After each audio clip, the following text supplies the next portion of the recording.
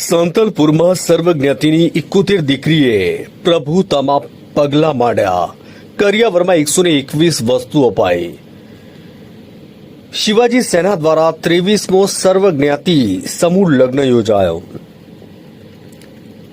સાંતલપુરમાં પ્રથમવાર શિવાજી સંગઠન દ્વારા સર્વજ્ઞાતિના સમૂહ લગ્ન મહોત્સવનું આયોજન કરવામાં આવ્યું હતું, જેમાં 71 નવ દંપતીએ પ્રભુતામાં પગલાં માંડ્યા હતા.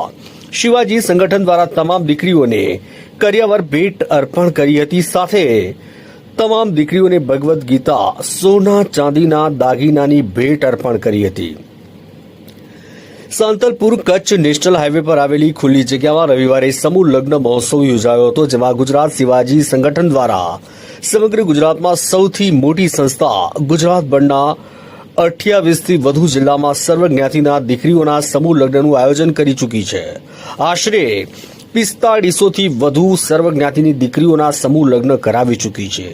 તે સંસ્થાના કાર્યકરો દ્વારા સાંતલપુર ખાતે પ્રથમવાર સર્વજ્ઞાતિના સમૂહ લગ્ન મહોત્સવનું આયોજન કર્યું હતું, જેમાં સર્વજ્ઞાતિની દીકરીઓએ પ્રભુતામાં પગલાં માંડ્યા હતા.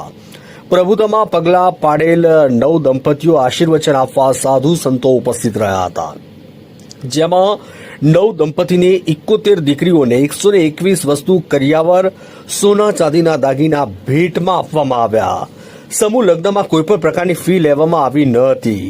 શિવાજી સંગઠન દ્વારા વિના મૂલ્યે આયોજન કરવામાં આવ્યું. આ પ્રસંગે શિવાજી સેનાના અધ્યક્ષ વિક્રમભાઈ સોરાણી, લવિંગજી સોલંકી, નિલેશભાઈ રાજગોર, કાંજીભાઈ ભીખાભાઈ ગોહિલ, રતિલાલ કે ઠાકોર, ખેંગારભાઈ મડુત્રા, ઈશ્વરભાઈ મસાડિયા, વિષ્ણુભાઈ રગાભાઈ ઠાકોર, નાથાલાલ ઠાકોર, વીર માંધાતા સંગઠન, મોમાઈ સેવા ગ્રુપ, રામદેવ પીર યુવક મંડળ ચોરાડ તેમજ કોળી સમાજના આગેવાનો પ્રમુખો દ્વારા મોટી સંખ્યામાં હાજરી આપીને સમૂહ લગ્ન પ્રસંગે ભારે જહેમત ઉઠાવી હતી.